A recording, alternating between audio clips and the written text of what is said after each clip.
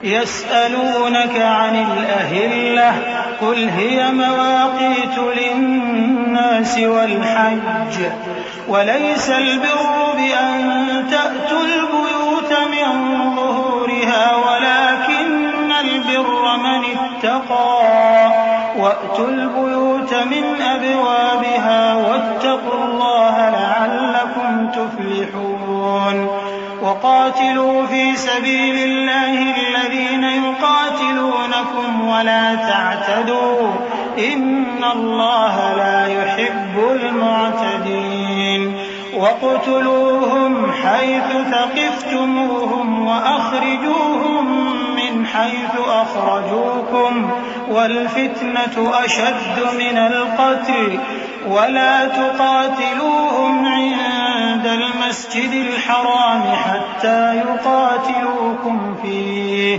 فإن قاتلوكم فاقتلوهم كذلك جزاء الكافرين فإن انتهوا فإن الله غفور رحيم۔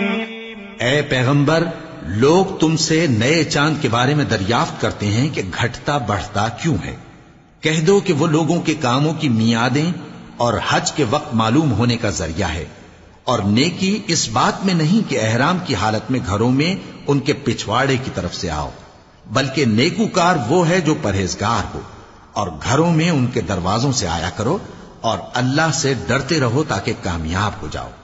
اور جو لوگ تم سے لڑتے ہیں تم بھی اللہ کی راہ میں ان سے لڑو، مگر زیادتی نہ کرنا کہ اللہ زیادتی کرنے والوں کو دوست نہیں رکھتا۔ اور ان کو جہاں پاؤ قتل کر دو، اور جہاں سے انہوں نے تم کو نکالا ہے یعنی مکے سے، وہاں سے تم بھی ان کو نکال دو۔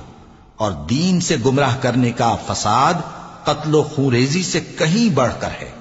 اور جب تک وہ تم سے مسجد حرام یعنی خانہ کعبہ کے پاس نہ لڑیں تم بھی وہاں ان سے نہ لڑنا۔